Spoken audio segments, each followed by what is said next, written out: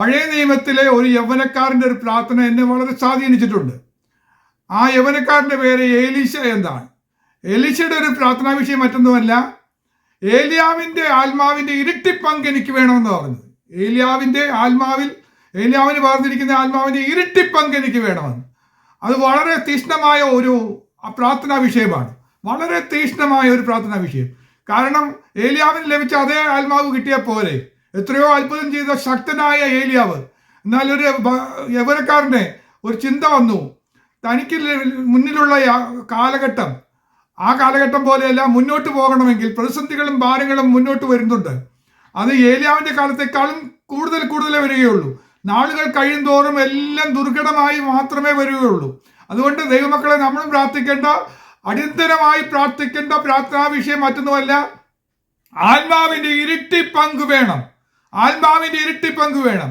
കാരണം എന്താണെന്ന് ചോദിച്ചു കഴിഞ്ഞാൽ, നമ്മുടെ നന്മയ്ക്കെതിരെ പോരാടുന്ന അന്ധകാര ശക്തികളിൽ മേൽ ജയം പ്രാപിപ്പാൻ ആത്മാവിൻ്റെ ഇരട്ടി പങ്ക് വേണം. ഞാനിങ്ങനെ ചിന്തിക്കാറുണ്ട്, ഈ ദൈവം ലോകത്തിന് നൽകിയിരിക്കുന്ന ഏറ്റവും വലിയ ദാനങ്ങൾ പലതുണ്ട്. അതിലൊന്നാണ് നമ്മുടെ വായു. നമുക്ക് ഓക്സിജൻ ഉള്ളത് കൊണ്ടാണ് നമുക്ക് ശ്വസിക്കാൻ കഴിയുന്നത്. മനുഷ്യന് ഇവിടെ ഉണ്ടാകുന്നതിന് കാരണം ഓക്സിജനാണ്. അതുപോലെ തന്നെ വളരെ ശ്രേഷ്ഠമായ ഒന്നാണ് വെള്ളം. ജലമില്ലെങ്കിൽ ജീവിക്കാൻ കഴിയില്ല. അതുകൊണ്ടാണ് ഇന്ന് ശാസ്ത്രജ്ഞന്മാർ അന്വേഷിച്ചുകൊണ്ടിരിക്കുന്നത്, ചന്ദ്രനിൽ വെള്ളമുണ്ടോ, ചൊവ്വയിൽ വെള്ളമുണ്ടോ എന്നൊക്കെ അന്വേഷിക്കുന്നത്. എങ്കിലും അങ്ങോട്ട് പോയിട്ട് കാര്യമുള്ളൂ. ഇല്ലെങ്കിൽ അങ്ങോട്ട് പോയിട്ട് യാതൊരു പ്രയോജനമില്ലെന്ന് അവർക്കറിയാം. അപ്പോൾ ദൈവം തന്നൊരു നന്മയാണ് വെള്ളം. ആത്മാവിൻ്റെ ഇരട്ടി പങ്ക് ലഭിച്ച മനുഷ്യൻ ആ പുതുപ്പുമായി തിരിഞ്ഞു നടക്കുമ്പോൾ കാണുന്നത് തൻ്റെ മുന്നിൽ വീണ്ടും പ്രസിദ്ധി കാണുന്നുണ്ട്. അത് മറ്റൊന്നുമല്ല, യോർദാന. ഈ വെള്ളം തടയുന്ന വെള്ളമായി മാറിയിരിക്കുക എന്ന് പറഞ്ഞാൽ, നമുക്ക് തന്ന നന്മയെ തന്നെ നമ്മുടെ തടസ്സമാക്കി മാറ്റുവാൻ അന്ധകാര ശക്തികൾ പദ്ധതിയിടുമ്പോൾ അത് കവിഞ്ഞൊഴുകി ഒരിക്കലും കിടക്കാൻ കഴിയാത്ത വണ്ണം നിന്നെ തടഞ്ഞു മാറ്റുന്ന സമയത്ത് ആത്മാവിന്റെ ഇരട്ടി പങ്ക് ലഭിച്ച മനുഷ്യൻ ആ ലഭിച്ച് പുതപ്പെടുത്ത് യോർദാനെ അടിച്ചപ്പോൾ അത് രണ്ടായി പിരിഞ്ഞു. സ്തോത്രം. നമ്മൾ എന്തിനാണ് ആത്മശക്തിക്ക് വേണ്ടി പ്രാർത്ഥിക്കുന്നത്? നമ്മുടെ നന്മയ്ക്കെതിരായി പോരാടുന്ന, വടി തടയുന്ന, മുന്നോട്ട് നയിക്കാൻ സമ്മതിക്കാതെ തടയുന്ന സകലവിധ പോരുകളെയും, നന്മയുടെ മുകളിൽ വ്യാപരിക്കുന്ന ചില തിന്മകൾ, നന്മയുടെ മേൽ വ്യാപരിക്കുന്ന ചില അന്ധകാരങ്ങൾ, അതിനെ എതിരെ പോരാടി ജയിപ്പാൻ ഈ ദിവസങ്ങളിൽ ആത്മാവിന്റെ ശക്തി പ്രാപിപ്പാൻ നമുക്ക് കഴിയട്ടെ. ഈ പ്രാർത്ഥനയിൽ ഞാൻ ആഗ്രഹിക്കുന്നതാണ്, അവിടുത്തെ ബലം ഒന്ന് നമുക്ക് വേണം. ആ അമിത ബലം നമുക്ക് ആവശ്യമായിരിക്കുകയാണ്. ആ ബലം കിട്ടിയാൽ പ്രതിസന്ധികൾക്ക് പരിഹാരം വരുത്തും. മുന്നോട്ട് പോകുമ്പോൾ എലീശ കാണുന്ന മറ്റൊരു കാഴ്ചയുണ്ട്. പട്ടണക്കാർ വരുന്നുണ്ട്. പട്ടണക്കാർ വന്ന് 2 രാജാക്കന്മാരുടെ പുസ്തകം 2-ാമത്തെ അധ്യായം അതിൻ്റെ 19-ാമത്തെ വാക്യം വായിക്കുമ്പോൾ നമുക്ക് കാണാനായിട്ട് കഴിയും. അനന്തരം ആ പട്ടണക്കാർ എലീശയോട്, ഈ പട്ടണത്തിന്റെ ഇരിപ്പ് മനോഹരമായതെന്ന് യജമാനൻ കാണുന്നുവല്ലോ, എന്നാൽ വെള്ളം ചീത്തയും ദേശം ഗർഭനാശകമാകുന്നു എന്ന് പറഞ്ഞു. എല്ലാം മനോഹരമാ, പട്ടണം മനോഹരമായിട്ടായിരിക്കുന്നത്. എന്നാൽ ഒരു അന്ധകാര ശക്തി നന്മയ്ക്കെതിരെ പോരാടിക്കൊണ്ടിരിക്കുന്നു. ഒരു ഇരുളിന്റെ ശക്തി വ്യാപരിക്കുന്നുണ്ട്. അത് എന്ത് ചെയ്തിരിക്കുകയാണ്? വെള്ളത്തെ നാശമാക്കി മാറ്റിയിരിക്കുന്നു. അതുമൂലം അവിടെ ജനിക്കാൻ പോകുന്ന കുഞ്ഞുങ്ങൾ മരിക്കുന്നു. ഗർഭം വലത്തെ നശിപ്പിച്ചു കളയുന്ന ഒരു അന്ധകാര ശക്തി വ്യാപരിക്കുകയാണ്.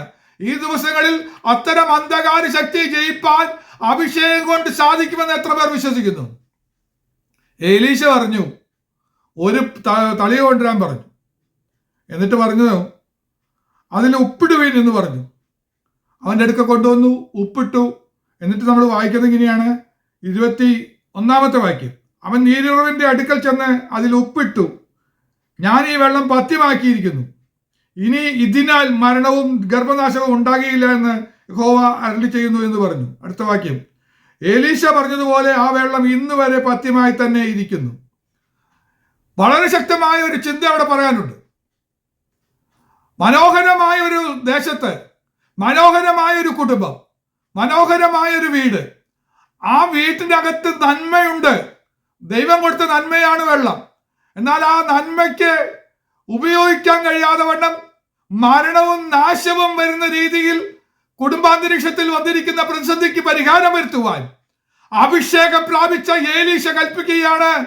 ഈ ഉപ്പ് കൊടുത്തിട്ടതിനു ശേഷം പറയുക, ഞാൻ പറയുന്നു, ഉപ്പ് എന്ന് പറയുന്നത് ഞാനിവിടെ പറയുന്നത് വ്യാഖ്യാനം കൊടുക്കുന്നത് ഇങ്ങനെയാണ്: തിരുവചനം. തിരുവചനം ഈ വിഷയത്തിന്മേൽ കൊണ്ടുവന്നതിന് ശേഷം ധൈര്യമായി അഭിഷേകത്തിന്റെ ശക്തിയോടെ പറയുക, ഞാൻ ഈ വെള്ളത്തെ പഥ്യമാക്കിയിരിക്കുന്നു, ഞാൻ ഇതിനെ ശുദ്ധീകരിച്ചിരിക്കുന്നു. അത് പറഞ്ഞതിന് ശേഷം അവിടെ പറയുന്നത്, അവൻ പറഞ്ഞതുപോലെ ആ വെള്ളം ഇന്ന് വരെ പഥ്യമായി തന്നെ ഇരിക്കുന്നു. പിന്നെ അവിടെ മരണം ഉണ്ടായിട്ടില്ല. ഇതിനാൽ മരണവും ഗർഭനാശവും ഉണ്ടാകുകയില്ല. ഇനി മേലാൽ ഇത്തരം പ്രശ്നങ്ങൾ നമ്മുടെ കൂടാരത്തിനകത്ത് സംഭവിക്കില്ല, നമ്മുടെ ദേശത്ത് സംഭവിക്കില്ല. നമ്മുടെ നന്മയ്ക്കെതിരെ നിൽക്കുന്ന ഇരുളുമൂടിയ അന്ധകാരത്തെ അധികാരമുള്ള യേശുവിന്റെ നാമത്തിന്റെ ശക്തിയാൽ ഒരഭിഷേകം എന്നിൽ നിറയുന്നത് കൊണ്ട്, ഇന്ന് ദൈവമക്കളോട് പറയാൻ പറഞ്ഞിരിക്കുന്ന അഭിഷേകത്തിന്റെ ശക്തി കൊണ്ട് ഞാൻ കൽപ്പിക്കുകയാണ്, യേശുവിന്റെ നാമത്താൽ ഈ നന്മയ്ക്ക് എതിരെ പോരാടിയിരിക്കുന്ന ദുഷ്ട അന്ധകാരത്തെ ശാസിച്ചകറ്റിയിരിക്കുന്നു. ഇത് പഥ്യമായി തീർന്നിരിക്കുന്നു, പ്യൂരിഫൈഡ് ആയിരിക്കുന്നു. ഇതിലെ മരണത്തെ നീക്കുന്നു, ഇതിലെ നാശത്തെ യേശുവിന്റെ നാമത്താൽ നീക്കി മാറ്റുകയാണ്. ജയം വ്യാപരിക്കട്ടെ. നമ്മുടെ കുടുംബങ്ങളിൽ നന്മ നമുക്ക് അനുഭവിക്കാനുള്ളതാ, നമ്മുടെ തലമുറകൾ അനുഭവിക്കാനുള്ളതാ. തലമുറയെ വെളിച്ചം കാണിക്കാതെ വണ്ണം തടയുന്ന ദുഷ്ട അന്ധകാരത്തെ അധികാരമുള്ള യേശുവിന്റെ നാമത്തിൽ ശാസിച്ച് ഒരു വലിയ ജയം പ്രാപിക്കാൻ പോവുകയാണ്. ഈ ആണ്ടിൽ ചില നന്മകൾ, തടയപ്പെട്ട നന്മകൾ ലഭിക്കുന്നത് സാക്ഷ്യവചനമായി പറയുവാൻ തക്കവണ്ണം അഭിഷേകത്തിന്റെ ഒരു വലിയ വ്യാപാരം ഇന്നത്തെ പ്രാർത്ഥനയിൽ ഞാൻ തിരിച്ചറിയുകയാണ്. എന്റെ പ്രസംഗ വിഷയം ഇതല്ല. പരിശുദ്ധാത്മാവിന്റെ ഒരു നിയോഗം കൊണ്ട് ഞാനങ്ങ് പറഞ്ഞു പോയതാ. പരിശുദ്ധാത്മാവിന്റെ നിയോഗം കൊണ്ട് നമുക്കറിയാം, മുന്നോട്ട് പോകുമ്പോൾ എലീശ കാണുന്ന മറ്റൊരു പ്രശ്നം കൂടെ കാണുന്നുണ്ട്. അവിടെ യഹൂദ രാജാവായ യഹോശാഫാത്തിന്റെ നേതൃത്വത്തില് യുദ്ധത്തിന് പോകുന്നുണ്ട്, മോവാബ് ശക്തിക്കെതിരെ പോരാടുന്നുണ്ട്. ഒരു 3 രാജാക്കന്മാർ ഒരുമിച്ച് ഇസ്രായേൽ രാജാവും യഹൂദ രാജാവും ഏതോ രാജാവും കൂടെ പുറപ്പെട്ടു. അവർ പുറപ്പെട്ട് കുറച്ച് കഴിഞ്ഞപ്പോൾ നമുക്ക് കാണാനായിട്ടുണ്ട്, വഴിയാത്രയിൽ നന്മ കാണാനില്ല. ഏത് നന്മ? വെള്ളമില്ല. അപ്പോൾ എലീശ പറയുന്നത്, എന്നാൽ ഇപ്പോൾ ഒരു വീണക്കാരനെ എൻ്റെ അടുക്കൽ കൊണ്ടുവരുമെന്ന് പറഞ്ഞു. വീണക്കാരൻ വായിക്കുമ്പോൾ യഹോവയുടെ കൈ അവന്റെ മേൽ വന്നു. അഭിഷേകത്തിന്റെ കൈ അഭിഷക്തന്റെ മേൽ വ്യാപരിക്കുകയാണ്. അഭിഷക്തന്റെ മേൽ വ്യാപരിക്കുന്ന ഒരു ദൈവശക്തിയുടെ ഒരു കരം വന്നപ്പോൾ അവൻ പ്രവചിച്ചു പറഞ്ഞു, ഈ താഴ്വരയിൽ അനേകം കുഴികൾ വെട്ടുവിൻ. അവിടെ പറയുന്നത് ഇങ്ങനെയാണ്: കാറ്റ് കാണുകയില്ല, മഴയും കാണുകയില്ല, എന്നാൽ നിങ്ങളുടെ ആടുമാടുകളും നിങ്ങളുടെ മൃഗവാഹനങ്ങളും കുടിക്കത്തക്കവണ്ണം ഈ താഴ്വര വെള്ളം കൊണ്ട് നിറയും. ചില ഭവനങ്ങളിൽ സംഭവിച്ചിരിക്കുന്ന പ്രശ്നം എന്താ? യുദ്ധസമാനമായ വിഷയങ്ങൾ വരുന്ന സമയത്ത്, വലിയ ശക്തമായ പോരുകൾ വരുന്ന സമയത്ത് നന്മ കാണാനില്ല. നന്മ വഴിമുടക്കി നിൽക്കുന്ന അനുഭവങ്ങൾ, നന്മയിൽ മേൽ വ്യാപരിക്കുന്ന അന്ധകാരം നാശവും മരണവും കൊണ്ടുവരുമ്പോൾ അതിന്മേൽ ജയം. എന്നാൽ ഇവിടെ പറയുകയാണ്, നന്മ കാണാൻ പോലും ഇല്ലാത്തവണ്ണം മാറിയിരിക്കുമ്പോൾ അധികാരം പ്രാപിച്ച അഭിഷക്തന്റെ വാക്കുകളിൽ കുഴി വെട്ടുവിൻ. ആഞ്ഞ് ചില കുഴികൾ വെട്ടേണ്ടത് ആവശ്യമാണ്. ആഴെ ഒന്ന് കുഴിക്കണം. വചനം കേട്ട് ആഴെ ഒന്ന് കുഴിക്കേ. അങ്ങനെയാണെങ്കിൽ നന്മ ഒഴുകി വരുന്നത് കാണാം. പിറ്റേ ദിവസം വായിക്കുന്നത്, പിറ്റന്നാൾ രാവിലെ ഭോജനയാഗത്തിന്റെ സമയത്ത് വെള്ളം ഏതോ വഴിയായി വരുന്നത് കണ്ട് ദേശം വെള്ളം കൊണ്ട് നിറഞ്ഞു. നന്മ കൊണ്ട് നിറയും. അടുത്ത ദിവസം തന്നെ നന്മ കൊണ്ട് നിറയും. ഇന്ന് കേട്ട വചനം നിമിത്തം ഒന്ന് കുഴിച്ച് അതിന്റെ ആഴങ്ങളൊന്നും എടുത്ത് ചിന്തിച്ച്, ഇത് പരിശുദ്ധാത്മാവിന്റെ ദൂതാണല്ലോ, എന്റെ കുടുംബത്തിന്റെ ദൂതാണല്ലോ. എന്റെ കുടുംബത്തിൽ ചില നന്മകൾ തടയപ്പെട്ടിട്ടുണ്ട്, ചില അനുഗ്രഹങ്ങൾ തടയപ്പെട്ടിട്ടുണ്ട്. ദൈവം സമൃദ്ധിയായി നൽകിയ നന്മയുടെ മേലാണ് തടസ്സം വന്നിരിക്കുന്നത്, കാണാൻ പോലും ഇല്ലാത്ത വിധത്തിൽ. ഒന്നും കൂടെ പറഞ്ഞാൽ, സന്തോഷം പോയി, സമാധാനം പോയി, സ്വസ്ഥത പോയി. സന്തോഷത്തോടെ ചിരിച്ചിട്ട് എത്ര നാളായി? ഇതെല്ലാം തടയപ്പെട്ടു. ഇതെല്ലാം ദൈവം തന്ന ദാനമാ. സന്തോഷ സമൃദ്ധി, സമാധാന സമൃദ്ധി എന്നാ പറഞ്ഞിരിക്കുന്നത്. സമൃദ്ധിയായി ലഭിക്കേണ്ടത് കാണാൻ പോലുമില്ല. അവിടെയാണ് പരിശുദ്ധാത്മാവ് ഇന്ന് നമ്മളോട് ദൂത് പറയുന്നത്, കുഴി വെട്ടുവിൻ. ഈ വചനത്തിന്മേൽ നിങ്ങൾ ആഴത്തിൽ നിന്ന് കുഴിക്കുക. കർത്താവേ, എന്റെ നന്മ തടയാൻ നിൽക്കുന്ന സകല അന്ധകാരത്തെയും ഞാൻ നീക്കി പ്രാർത്ഥിക്കുകയാണ്. യേശുവിന്റെ നാമത്താൽ നീങ്ങി മാറട്ടെ. അവിടെ കുഴി വെട്ടി കഴിഞ്ഞപ്പോൾ വെള്ളം ഒഴുകി വന്നു. നാളെ നേരം വെളുക്കുമ്പോഴേ കാണാൻ പോകുന്ന ഒരു അത്ഭുതമാണ്. നിറഞ്ഞൊഴുകി വരുന്ന ചില അനുഭവങ്ങൾ കാണാൻ പോവുകയാണ്. ഏതോ വഴിയായി വരുന്നത് കണ്ടു, ദേശം വെള്ളം കൊണ്ട് നിറഞ്ഞു. കാണുക മാത്രമല്ല, നിറയുന്ന അനുഭവം ദൈവം തരട്ടെ. അപ്പോൾ പഴയ നിയമകാലത്ത് ഭക്തന്മാർക്ക് നേരെ വെള്ളം തടസ്സമായിട്ട് വരികയാണ്. ആ വെള്ളത്തെ വിഭജിച്ച് കടക്കുന്ന എലീശയെ നമ്മൾ കണ്ടു, പത്യമാക്കി തീർക്കുന്ന വെള്ളത്തെ കണ്ടു. എന്നാൽ നമ്മൾക്ക് കർത്താവിനെ കാണാൻ കഴിയുന്നു. യേശു ക്രിസ്തു ഈ ഭൂമി വന്ന സമയത്ത് വെള്ളം തടസ്സമായി വരുന്ന സമയത്ത് വെള്ളത്തെ ഇളക്കുന്ന കാറ്റിനെ കണ്ടിട്ട് പടകിപ്പോകുന്ന ശിഷ്യന്മാര് ഒന്നോ രണ്ടോ യാമങ്ങൾ കഴിയുമ്പോഴേക്കും വളരെ കാറ്റ് പ്രതികൂലമായി വന്ന് തുഴയാൻ കഴിയാതെ അവര് വെള്ളത്തിൽ മുക്കിക്കളയാൻ നോക്കുന്ന അന്ധകാര ശക്തിയുടെ മധ്യത്തിൽ നടന്നു വന്ന യേശു, വെള്ളത്തിന്മീതെ നടന്നു വന്ന യേശു, വെള്ളത്തെ വിഭജിച്ചല്ല, അതിന്റെ മീതെ നടന്നു വന്ന യേശു. ഇന്ന് ധൈര്യത്തോടെ പറയാം, പുതിയ നിയമ ഭക്തന്മാരെ, നമുക്കൊരു അധികാരമുണ്ട്, നമുക്കൊരു സന്തോഷമുണ്ട്. നമ്മുടെ പ്രതിസന്ധികൾക്ക് മധ്യത്തിൽ നന്മയ്ക്ക് മേൽ ഊതി അടിക്കുന്ന കാറ്റ്, വീശി അടിക്കുന്ന കാറ്റ്, അത് നമുക്ക് തിന്മയായി പ്രശ്നമാക്കി ഭാരമാക്കി നമ്മെ മുടിച്ചു കളയാൻ ശ്രമിക്കുമ്പോൾ അതിന് മീതെ നടന്നു വരുന്ന ദൈവത്തിന്റെ തൃപ്പാദങ്ങളൊന്ന് കണ്ടേ. ഇന്ന് കാണേണ്ടത് ആ തൃപ്പാദങ്ങളൊന്ന് വന്നാൽ അവൻ കൽപ്പിക്കും, കാറ്റേ അടങ്ങ്, കടലെ ശാന്തമാക്, അവന്റെ വാക്കിനാൽ എല്ലാം ശരിയായി വരും. ഇന്ന് യഥാസ്ഥാനപ്പെടുത്തുന്ന ദിവസമാണ്. ദൈവം നമ്മെ യഥാസ്ഥാനപ്പെടുത്തും, ദൈവം നമ്മെ ശക്തീകരിക്കും. ഇനി നമുക്ക് കാണാനായിട്ട് കഴിയുന്നു, ഒരു വീട്ടിൽ വെള്ളമുണ്ട്, ആ വെള്ളത്തിന് രുചിയില്ല, ഗുണമില്ല. എന്നാൽ എൻ്റെ യേശു പറഞ്ഞു, വെള്ളം കോരി നിറയ്ക്കുവിൻ, വക്കോളം കോരി നിറയ്ക്കുവിൻ, അതെടുത്തു കൊടുപ്പിൻ. അവന്റെ വാക്കിനെ വിശ്വാസത്തോടെ കോരി വെച്ച വെള്ളം എടുത്തു കൊടുക്കുമ്പോൾ ആ വെള്ളത്തിന്റെ നിറം മാറി, ഗുണം മാറി, രുചി മാറി, അത് ഏറ്റവും ശ്രേഷ്ഠമായ വീഞ്ഞായി മാറിയതുപോലെ നമ്മുടെ ഭവനാന്തരീക്ഷത്തിൽ ഹല്ലേലൂയ ഒന്നുമില്ലാത്ത സിറ്റുവേഷൻ, മറ്റുള്ളവരുടെ മുന്നിൽ നിന്ദാപാത്രമായി പോകുന്ന അനുഭവങ്ങൾ ചിലത് വന്നു കിടക്കുമ്പോൾ അതല്ല ദൈവം ആഗ്രഹിക്കുന്നത്. നിനക്ക് തന്ന നന്മയിൽ തന്നെ ദൈവം അതിന്റെ രുചി മാറ്റാൻ പോവുക. നിനക്ക് തന്ന നന്മ അതിന്റെ നിറം മാറ്റാൻ പോവുക. നിനക്ക് തന്ന നന്മ അതിന്റെ അവസ്ഥ മാറ്റിയിട്ട് വന്നവരെല്ലാം പ്രശംസിക്കുന്ന രീതിയിലേക്ക്, നിന്നെക്കുറിച്ച് പറയുന്നവരൊക്കെ പ്രശംസിക്കുന്ന രീതിയിലേക്ക് ഭവനത്തിൽ ദൈവത്തിന്റെ കരം ചലിക്കുന്നതൊന്ന് കണ്ടേട്ടെ. ഹല്ലേലൂയ, അവന്റെ നാഴിക വന്നു എന്നൊന്ന് വിശ്വസിച്ചാട്ടെ, അവന്റെ നാഴിക വന്ന സമയമെന്ന് വിശ്വസിച്ചാട്ടെ. ഈ തിരുവചനം കേൾക്കുന്ന സമയത്ത് എൻ്റെ ഭവനത്തിനകത്ത് അവന്റെ നാഴിക വന്നു, അവന്റെ ശബ്ദം അലയടിക്കുകയാണ്. അവന്റെ വാക്കനുസരിക്കുന്ന ദൈവമക്കൾക്ക് നിശ്ചയമായും അവസ്ഥകൾക്ക് ഒരു മാറ്റമുണ്ട്. കഴിഞ്ഞ ആഴ്ച നമ്മൾ ചിന്തിച്ചു, ദൈവേഷ്ടം നടക്കാൻ വേണ്ടി നമ്മൾ മൗനമായിരിക്കണമെന്ന് ചിന്തിക്കാനിട വന്നു. കർത്താവിന്റെ ഇഷ്ടം നടക്കണമെങ്കിൽ നമ്മളൊന്ന് മിണ്ടാതിരിക്കണം. എന്നാൽ പ്രാർത്ഥനയുടെ വിജയത്തിന് മറ്റൊരു കാര്യത്തെക്കുറിച്ചും കൂടെ ഓർമ്മപ്പെടുത്താനാണ് ഇന്ന് താല്പര്യപ്പെടുന്നത്. നമുക്ക് ചിന്തിക്കാനായിട്ട് വായിക്കാം. മർക്കോസിന്റെ സുവിശേഷം 4-ാമത്തെ അധ്യായം 18-19 വാക്യങ്ങൾ. മർക്കോസിന്റെ സുവിശേഷം 4-ാമത്തെ അധ്യായം 18-19 വാക്യങ്ങൾ. മുള്ളിനിടയിൽ വിതയ്ക്കപ്പെട്ടതോ വചനം കേട്ടിട്ട് ഇഹലോകത്തിന്റെ ചിന്തകളും ധനത്തിന്റെ വഞ്ചനയും മറ്റ് വിഷയമോഹങ്ങളും അകത്ത് കിടന്ന് വചനത്തെ ഞെരുക്കി നിഷ്ഫലമാക്കി തീർക്കുന്നതാകുന്നു. ഒരു വാക്യം കൂടെ വായിക്കുന്നു. കൊലോസ്യ ലേഖനം 3-ാം അധ്യായം 1-ാം വാക്യം. ആകയാൽ നിങ്ങൾ ക്രിസ്തുവിനോട് കൂടെ ഉയർത്തെഴുന്നേറ്റിരിക്കുന്നു എങ്കിൽ ക്രിസ്തു ദൈവത്തിന്റെ വലത്ത് ഭാഗത്തിരിക്കുന്ന ഇടമായ ഉയരത്തിലുള്ളത് അന്വേഷിപ്പിൻ. ഇവിടെ നമുക്ക് ചിന്തിക്കാൻ കഴിയുന്ന ഒരു കാര്യം, ദൈവേഷ്ടം നടക്കുന്നതിന് വേണ്ടി മൗനമായിരിക്കേണ്ട കാര്യം പറഞ്ഞു.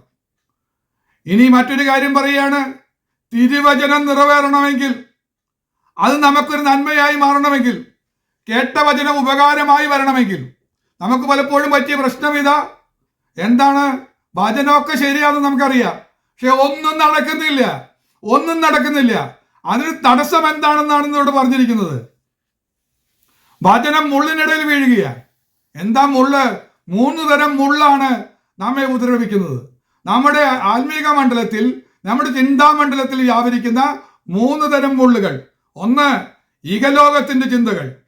2, ധനത്തിന്റെ ചിന്തകൾ അല്ലെങ്കിൽ ധനത്തിന്റെ വഞ്ചന. മറ്റു വിഷയമോഹങ്ങൾ, മോഹം പലതും വന്നു കയറി. ഈ 3 വിഷയങ്ങൾ, 3 തരം മുള്ളുകൾ വന്നിട്ട് വചനത്തെ ഞെരുക്കി നിഷ്ഫലമാക്കി, വചനത്തിന് റിസൾട്ട് ഇല്ലാണ്ടാക്കി. അപ്പൊ വചന റിസൾട്ട് ഇല്ലാതെയായി മാറിയത്, അതിനൊരു ഫലവും കാണാതെ വന്നത്, എൻ്റെ ജീവിതത്തിൽ, നമ്മുടെ ജീവിതത്തിലൊക്കെ വചനം നിഷ്ഫലമായി പോയതിന്റെ ഒരു റീസൺ പറയുകയാണ്, ചിന്താമണ്ഡലത്തിൽ ഒരു മാറ്റം ആവശ്യമാണ്. മൗനമായിരിക്കുന്ന കാര്യം പറഞ്ഞതുപോലെ തന്നെ വചനത്തിന്റെ പ്രവൃത്തി നടക്കണമെങ്കിൽ, വചന ഫലപ്രാപ്തിയുള്ളതായി മാറണമെങ്കിൽ, അതിനൊരു റിസൾട്ട് കിട്ടണമെങ്കിൽ ചിന്താമണ്ഡലത്തിൽ ഒരു മാറ്റം ആവശ്യമാണ്. അതാണ് അപ്പോസ്തലനായ പൗലോസ് പറഞ്ഞത്, ആകയാൽ നിങ്ങൾ ക്രിസ്തുവിനോട് കൂടെ ഉയർത്തെഴുന്നേറ്റിരിക്കുന്നു എങ്കിൽ, എന്ന് പറഞ്ഞാൽ നിങ്ങൾ സ്നാനപ്പെട്ടിരിക്കുന്നു എങ്കിൽ, സ്നാനപ്പെട്ട ഒരു വ്യക്തിയാണെങ്കിൽ, ക്രിസ്തു ദൈവത്തിന്റെ വലത്തുഭാഗത്തിരിക്കുന്ന ഇടമായ ഉയരത്തിലുള്ളത് അന്വേഷിപ്പീൻ. ചിന്ത മാറ്റണം. വചനം കേട്ടാൽ മാത്രം പോരാ, ചിന്ത മാറ്റണം. ചിന്തയിൽ കയറി വരുന്ന ലോകമോഹങ്ങൾ, ഇഹലോകത്തിന്റെ ചിന്തകൾ, ധനത്തിന്റെ വഞ്ചനകൾ, ഇതെല്ലാം മാറ്റുന്ന ഒരവസ്ഥ വരാതെ ഈ പറഞ്ഞ വചനത്തിന്റെ ഒന്നും ഫലം കാണാൻ കഴിയില്ല. അവിടെ പറയുന്നത് എങ്ങനെയാണ്? നമ്മുടെ ചിന്താമണ്ഡലത്തിൽ ഒരു മാറ്റം ആവശ്യമാണ്. ഇനി ഒന്നുകൂടെ വ്യക്തമാക്കി പറഞ്ഞാൽ, നമ്മുടെ ചിന്തയെ ഉയരത്തിലേക്ക് ഒന്ന് കണക്ട് ചെയ്യണം. എന്താ കാര്യങ്ങൾ നടക്കാത്തതിന് കാരണം? നമ്മുടെ ചിന്തയെ ഉയരത്തിലേക്ക് കണക്ട് ചെയ്യാൻ കഴിയുന്നില്ല. നമ്മുടെ ചിന്തയെ ഉയരത്തിലേക്ക് കണക്ട് ചെയ്താൽ സിറ്റുവേഷന് വ്യത്യാസമുണ്ട്. ആ വാക്യത്തിൽ ധാരാളം കാര്യങ്ങൾ ചിന്തിക്കാനായിട്ട് കഴിയും. ദൈവത്തിന്റെ വലത്തുഭാഗത്തിരിക്കുന്ന ഇടമായ ഉയരത്തിലുള്ളത് അന്വേഷിപ്പിക്കും. ദൈവത്തിന്റെ വലത്തുഭാഗത്തിരിക്കുന്ന ഇടമായ ഉയരത്തിലുള്ളത്, അതെന്താ കാര്യം? ഈ വലത്തുഭാഗത്തിരിക്കുന്ന ഇടമായ കർത്താവ് ദൈവത്തിന്റെ വലത്തുഭാഗത്തിരിക്കുന്നതെന്ന് നമുക്കറിയാം. പക്ഷെ അതിൽ മറ്റൊരാശയം കൂടെ കിടക്കുന്നുണ്ട്. അതായത് പുതിയ നിയമത്തിൽ നമ്മൾ കാണുന്നുണ്ട്, സന്നിധി സംഘത്തെക്കുറിച്ച് കാണുന്നുണ്ട്.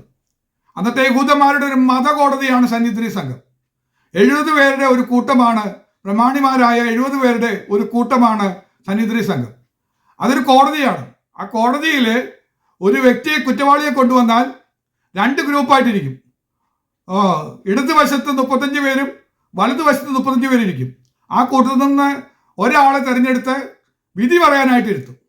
എന്നിട്ട് ഇടതുവശത്തിരിക്കുന്നവർ വന്നു നിൽക്കുന്ന പ്രതിയുടെ കുറ്റങ്ങളെല്ലാം പറയണം, അവൻ ചെയ്ത ദോഷപ്രവൃത്തികളെല്ലാം പറയണം.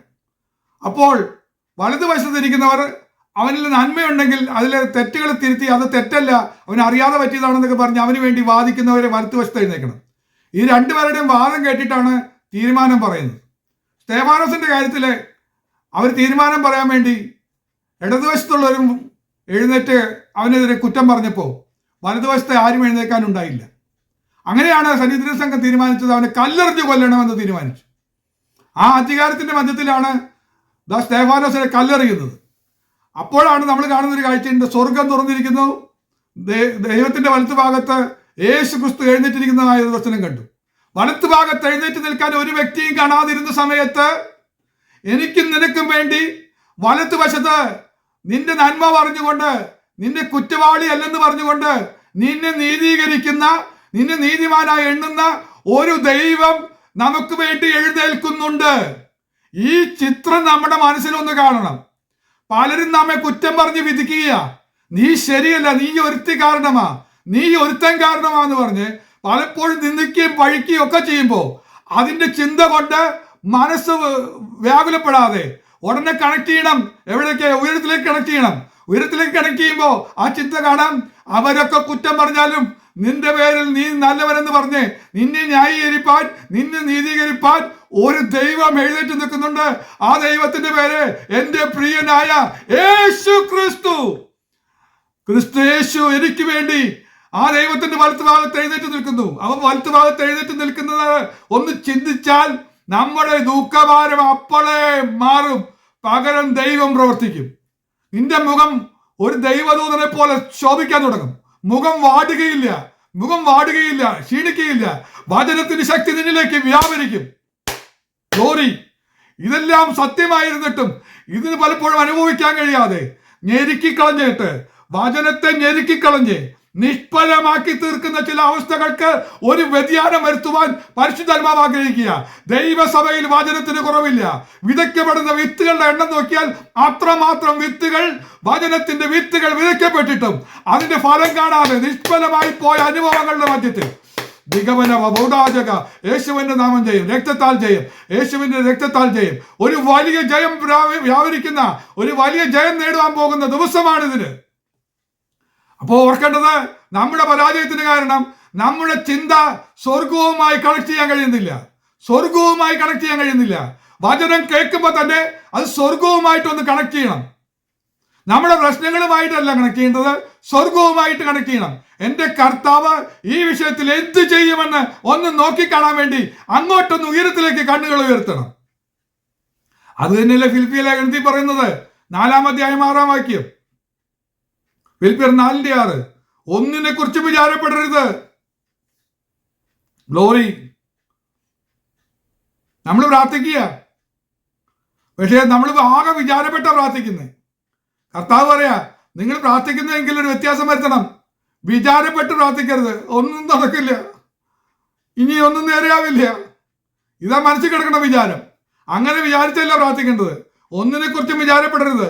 എല്ലാറ്റിലും പ്രാർത്ഥനയാലും അപേക്ഷയാലും നിങ്ങളുടെ ആവശ്യങ്ങൾ സ്തോത്രത്തോടുകൂടെ ദൈവത്തോട് അറിയിക്കത്ര വേണ്ടത്. അവിടെ ഒരു പദം എടുത്ത് ഞാൻ പറയട്ടെ. നമ്മൾ പ്രാർത്ഥിക്കുക, നിങ്ങളുടെ ആവശ്യങ്ങൾ അപേക്ഷിക്കുകയാണ്. അവിടെ പറയുന്ന പദം നിങ്ങൾ ശ്രദ്ധിച്ചോ? സ്തോത്രത്തോടുകൂടെ അറിയിക്കത്ര വേണ്ടത്. നമ്മൾ എപ്പോഴാണ് സ്തോത്രം പറയുന്നത്? ഒരു സ്തോത്ര പ്രാർത്ഥന വയ്ക്കുന്നത് എപ്പോഴാണ്? നന്മ ലഭിച്ചു കഴിയുമ്പോഴാ നമ്മൾ സ്തോത്രം പറയുന്നത്, നന്ദി യേശുവേ എന്ന് പറയുന്നത്. ദൈവത്തെ സ്തുതിക്കുന്നത് എപ്പോഴാ? നന്മ ലഭിച്ചു കഴിയുമ്പോഴാ. അപ്പൊ ഈ ഒന്നിനെ കുറിച്ചും വിചാരപ്പെടരുതെന്ന് പറഞ്ഞതിന് കാര്യം മനസ്സിലായോ? വിചാരപ്പെട്ടാൽ ഒന്നും നടക്കില്ല, ഒന്നും നടക്കില്ല. നിങ്ങൾ വിചാരപ്പെടുന്നത് കൊണ്ട് മൂലം നിങ്ങളുടെ നീളത്തോട് ഒരു മുഴം നീളം കൂട്ടാൻ പറ്റുമോ? സാധിക്കില്ല. പൊക്കം കുറഞ്ഞൊരു മനുഷ്യൻ, അവന്റെ എപ്പോഴത്തെ ഒരു വിചാരത, ഞാൻ 3 അടിയായി പോയല്ലോ, ആളുകളുടെ മുന്നിൽ ഞാൻ ഒരു കോമാളിയായി മാറിയല്ലോ എന്ന് ഓർത്തുള്ള ദുഃഖം അവനെ എപ്പോഴും വലട്ടും. അങ്ങനെ അവൻ വിചാരപ്പെട്ട് നടക്കും. അവന്റെ ആഴ്ചക്കാലം മുഴുവൻ വിചാരപ്പെട്ട് നടന്നാലും ഒരടി ഉയരം പോലും അവിടെ കൂടില്ല. അവൻ ആ ഉയരത്തിൽ തന്നെ നിൽക്കേണ്ടി വരും. എന്നാൽ എന്റെ കർത്താവ് പറയുക, നിങ്ങൾ പ്രാർത്ഥിക്കുന്ന സമയത്തെങ്കിലും വിചാരപ്പെടാതെ, ഇങ്ങനെ വിചാരപ്പെടാതെ സ്തോത്രം പറയണം. കർത്താവ് എനിക്ക് തന്നു, അതാ സ്തോത്രം പറഞ്ഞു എന്ന് പറഞ്ഞാൽ ഈ വിഷയത്തിൽ ദൈവം നന്മ തുറന്നു, ദൈവം എനിക്ക് വേണ്ടി പ്രവർത്തിച്ചു എന്ന വിശ്വാസത്തോടെ നമ്മൾ യാചിക്കണം. നമ്മൾ ഇതിനൊന്നും ചെയ്യാറില്ല. വചനം കേൾക്ക മാത്രം ചെയ്യും, തങ്ങളെ തന്നെ ചതിക്കും. പ്രാക്ടിക്കലായിട്ട് നമ്മൾ പരിശോധിക്കാറില്ല. മൗനമായിരിക്കണം എന്ന് പറഞ്ഞ വിഷയങ്ങൾ നമ്മൾ മൗനമായിരിക്കാതെ വീണ്ടും വീണ്ടും പലരോടും പറഞ്ഞുകൊണ്ടിരിക്കുക. നടക്കില്ല. ദൈവേഷ്ടം നടക്കാൻ വേണ്ടി മൗനമായിരുന്ന് അവന്റെ പ്രവൃത്തിക്ക് വേണ്ടി കാത്തിരിക്കുന്നതാണ് ഉചിതമെന്ന് പരിശുദ്ധാത്മാവ് കഴിഞ്ഞ ദിവസം നമ്മളെ ഓർമ്മപ്പെടുത്തി. പലർക്കും അത് സാധിക്കുന്നില്ല. എന്താ കാരണം? ഞെരുക്കിക്കളയുക, നിഷ്ഫലമാക്കി കളയുന്ന ചില മുള്ളുകൾ വന്ന് നമ്മൾ ഞെരുക്കി കളഞ്ഞുകൊണ്ടിരിക്കുക. വരരുത്, അവിടെ നമുക്ക് ജയം വേണം. അപ്പൊ ഇവിടെ പറയാണ്, ഒന്നിനെ കുറിച്ചും വിചാരപ്പെടരുത്. എല്ലാറ്റിലും ഏത് വിഷയത്തിലും പ്രാർത്ഥനയിൽ നടക്കും. അപേക്ഷിക്കുന്നത് കൊണ്ട് നിങ്ങൾക്ക് നടക്കും. നിങ്ങളുടെ ആവശ്യങ്ങൾ എന്ത് ചെയ്യണം? സ്തോത്രത്തോടുകൂടെ ദൈവത്തോട് അറിയിക്കത്ര വേണ്ടത്. ലഭിച്ചു എന്ന് വിശ്വസിച്ചുകൊണ്ട് പ്രാർത്ഥിപ്പിൻ, എന്നാൽ നിങ്ങൾക്കത് ലഭിക്കും.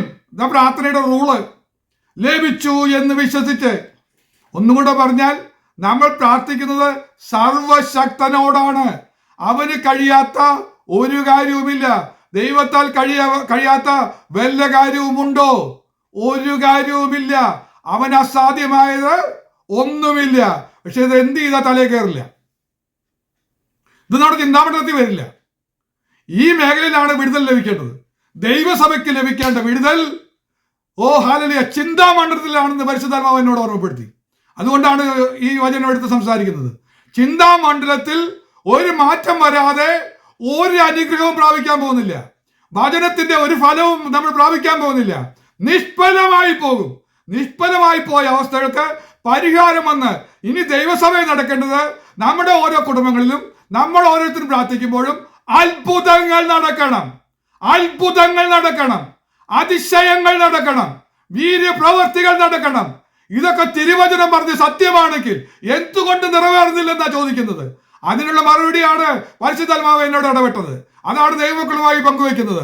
ഇനി അങ്ങനെ പറ്റില്ല, ഇനി അങ്ങനെ പറ്റില്ല. നാളുകൾ തീരുന്ന മുമ്പ്, നമ്മുടെ ആയുസ് ഒടുങ്ങുന്നതിന് മുമ്പ് ഈ ദൈവിക നന്മകൾ, ഈ ദൈവിക സത്യങ്ങൾ, ഈ നമ്മൾ വെറുതെ പറഞ്ഞ് വെറുതെ പോകുന്ന രീതി മാറിയിട്ട് അതിന്റെ പ്രവൃത്തി കാണുവാൻ ദൈവത്തിന്റെ വചനം അവന് പ്രവൃത്തി ചെയ്യാതെ മടങ്ങി വരികയില്ല. അയച്ചവന്റെ വചനം അയച്ചവന്റെ പ്രവൃത്തി ചെയ്യാതെ മടങ്ങുകയില്ല. വിശ്വാസത്തോടെ പറഞ്ഞാട്ടെ, ദൈവ പ്രവൃത്തി കാണുവാൻ ഞാൻ ആഗ്രഹിക്കുകയാണ്. കർത്താവ് അത് പ്രത്യേകം പറഞ്ഞ് പഠിപ്പിച്ചതാ. അതുകൊണ്ട് ഞാൻ നിങ്ങളോട് പറയുന്നത്, മത്തായിയുടെ സുവിശേഷം 6-ാം അധ്യായം 25-ാം വാക്യം. അതുകൊണ്ട് ഞാൻ നിങ്ങളോട് പറയുന്നത്, കർത്താവ് പറയാ, എന്തു തിന്നും എന്തു കുടിക്കും എന്ന് നിങ്ങളുടെ ജീവനായിക്കൊണ്ടും എന്തുടുക്കുമെന്ന് ശരീരത്തിനായിക്കൊണ്ടും വിചാരപ്പെടരുത്. ഒരു വിഷയത്തെക്കുറിച്ചും വിചാരപ്പെടരുത്. ഒന്നും കൂടെ പറഞ്ഞാൽ, നമ്മുടെ ഫൈനാൻഷ്യൽ പ്രോബ്ലം ആയിരിക്കാം ഒരുപക്ഷെ നമ്മളെ വിചാരപ്പെടുത്തുന്നത്. എങ്ങനെ കാര്യങ്ങളൊക്കെ നടക്കും, ഇങ്ങനെ നിങ്ങൾ വിചാരപ്പെടരുത്. തിന്നാനും ഉടുക്കുന്ന കാര്യത്തെക്കുറിച്ചുള്ള വിചാരങ്ങളൊക്കെ പലപ്പോഴും മാറിക്കഴിഞ്ഞിട്ടുണ്ട്. ഇന്നത്തെ സാഹചര്യത്തിലൊക്കെ നമുക്കത് വിട്ടുപോയിട്ടുണ്ട്. അത് നമ്മൾ വിചാരപ്പെടാറില്ല. എന്ത് തിന്നുന്ന ആലോചിക്കാറുള്ളത്, ഏതൊക്കെ എടുത്ത് തിന്നണ്ടേന്ന്. രീതിക്കൊക്കെ മാറ്റം വന്നിട്ടുണ്ട്.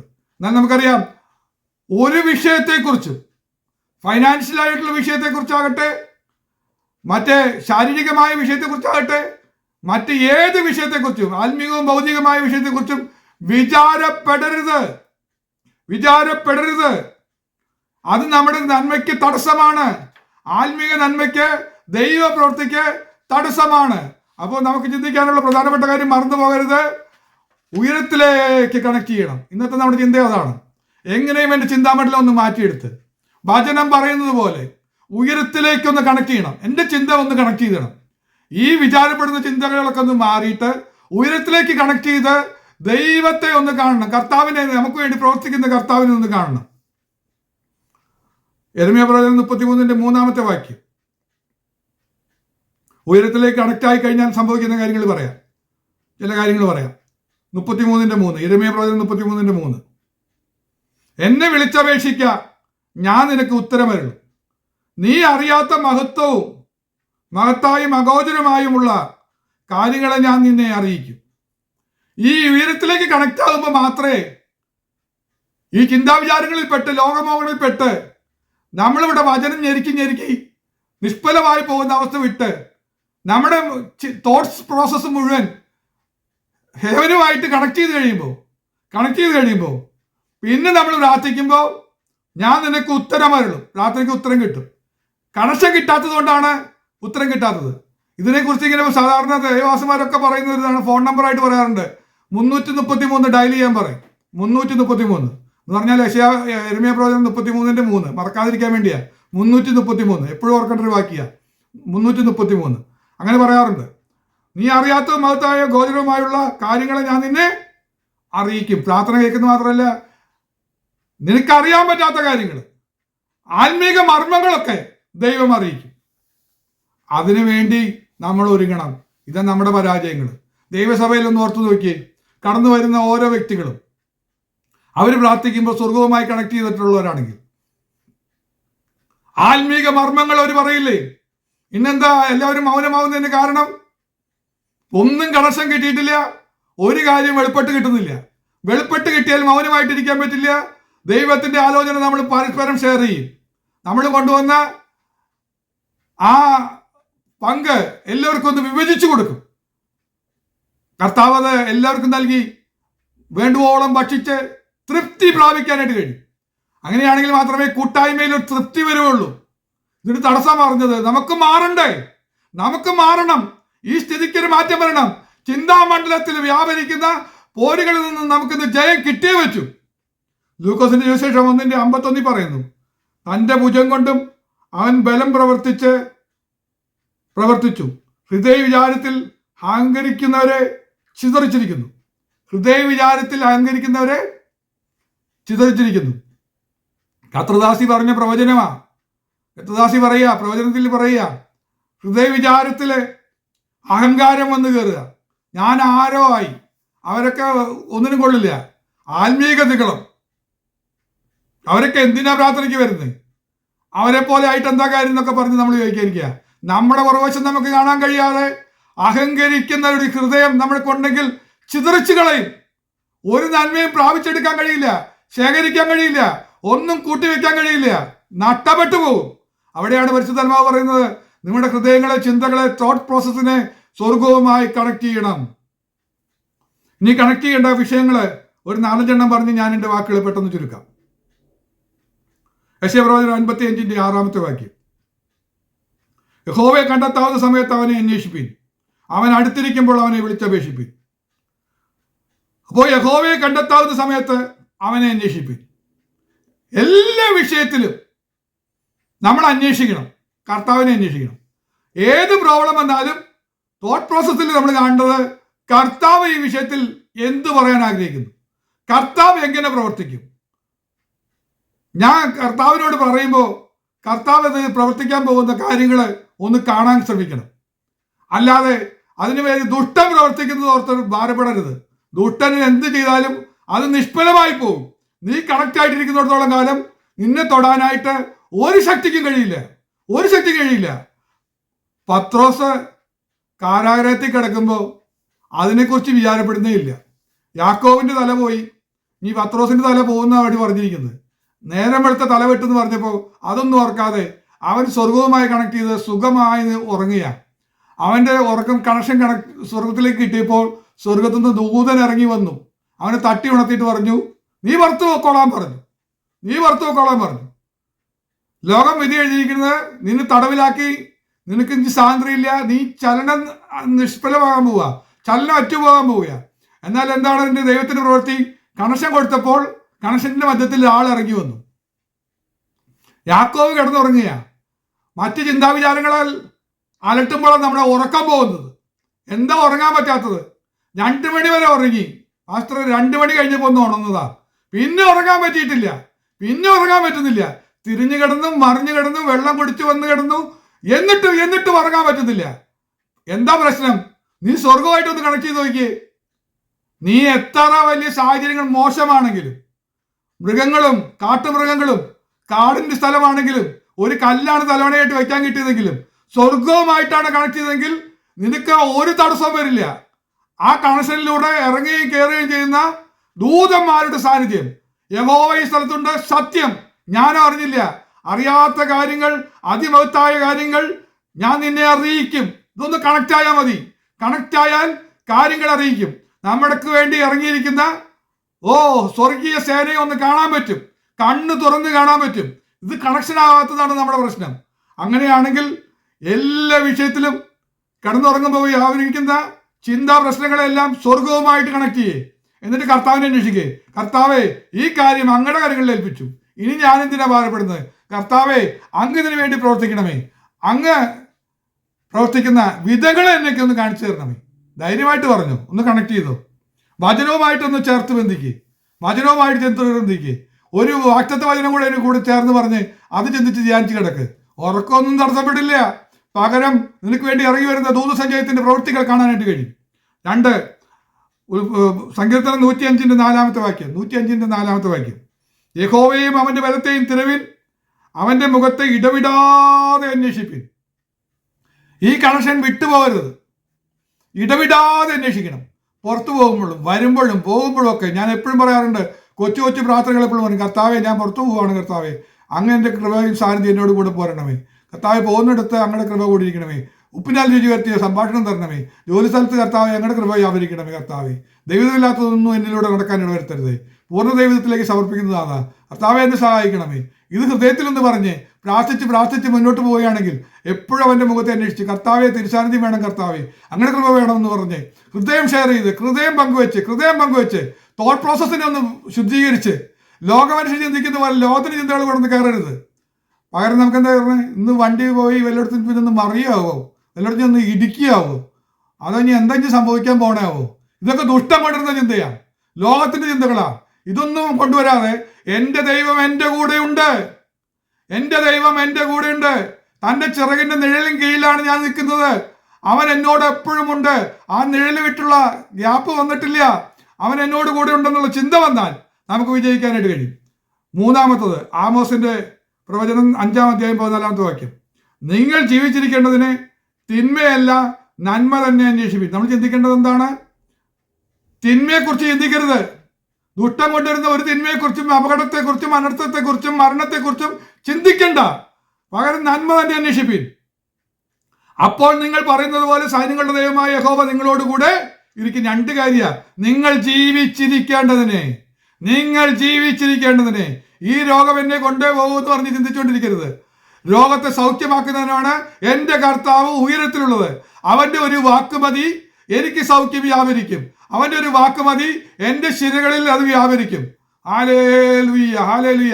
എൻ്റെ രക്തധമനികളിലൂടെ ദൈവശക്തി പ്രസരിക്കുന്നുണ്ടെന്ന് ഒന്ന് പറയണം. അങ്ങനെ നമ്മളൊന്ന് കണക്ട് ആയാൽ അപ്പോൾ നിങ്ങൾ പറയുന്നത് പോലെ സൈന്യങ്ങളുടെ ദൈവമായ യഹോവ നിങ്ങളോട് കൂടിയിരിക്കും. ഏത് വഴിക്ക് പോവുകയാണെങ്കിലും കൂടെ വരുന്നത് ആരാ?